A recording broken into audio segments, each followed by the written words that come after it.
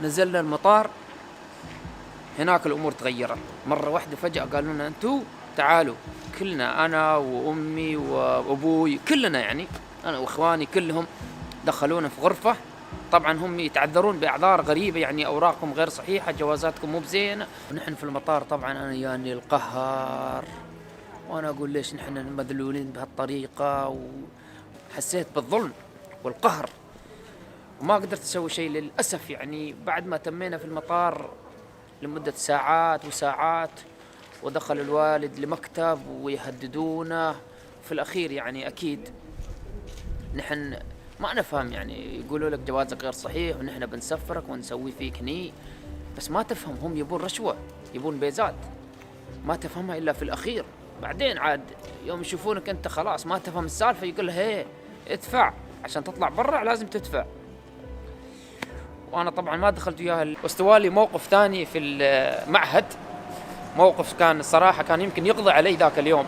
مرة من المرات وأنا في المعهد كان عندنا درس تاريخ، درس طبيعي، حالة حال أي دروس ثانية، بس الأستاذ كان يشرح يعني عن تاريخ الحكم في سوريا وما سوريا وهالأشياء. فأنا ما أدري شو اللي خلاني أتكلم، رفعت يدي قلت له أستاذ كيف جاء بشار الأسد للحكم؟ أعطاني النظرة قال تعالوا، بس طلعني فوق عند المدير، قال له هذا عم بيسأل عن رئيس. شو؟ مين بعتك ولا؟ بس أسئلة غريبة المدير. يعني أنا قلت شو سويت بالضبط؟ إلا سألت قلت يعني شيء يختص بالدرس يعني، بس كان عندي فضول، ما أدري شو اللي خلاني أسأل يا أخي.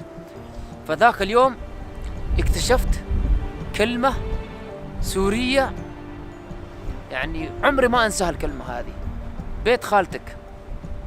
فالمدير هذا كان يعني مدير نوعا ما طيب، قال لي صراحة شوف أنت باين عليك إنسان مسكين، فبدك تروح على بيت خالتك.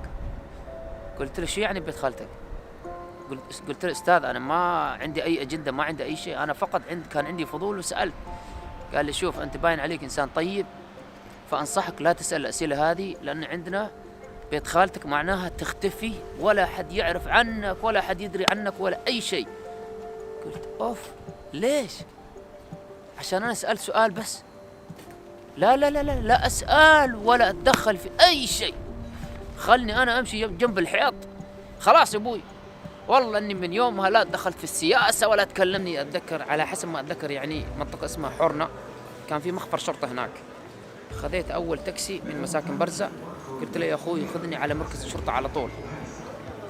قال شو بدك تعمل هني؟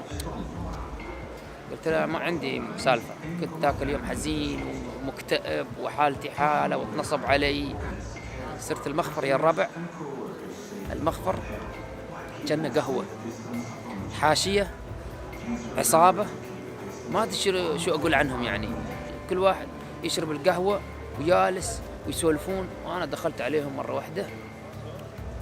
طبعا تم يعني كان صار لي فترة في البلد، فقلت له ممكن أقدم بلاغ بعد إذنك؟ نادى على واحد ربيعي يا فلان تعال شوف شو يبغي هذا. بديت أخاف أنا الصراحة، تجمعوا علي 5 6 ضباط، قالوا شو بدك؟ قلت له أبغى أقدم بلاغ. بدك تقدم بلاغ؟ أنت من وين ولا؟ فعاد ترددت ثواني ترددت، إذا أنا قلت لهم إماراتي بيحترموني، بس يمكن يطلبون مني أوراق، عاد ما أدري ما عندي شيء.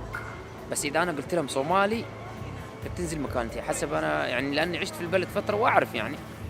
قلت لهم أنا صومالي،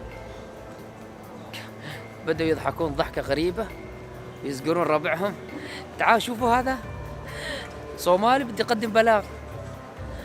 وبدأت الضحكات والمسخرة علي، وأنا صراحة خفت على حياتي. انقلع ولا؟ قال لي مرة واحدة انقلع ولا؟ أقول له ليش؟ أنا أبغى أقدم بلاغ، صاحب المحل أنا أعرفه، والمحل هناك في مساكن برزة ونصب علي، وعندي شاهد يعني كان وياي يوم اشتريت التلفون. قالوا انقلع قبل أن نحبسك. أنا جاي أقدم بلاغ، ما في حقوق البلد، ما تقدر تاخذ حقك في البلد هذا، ولا شو السالفة؟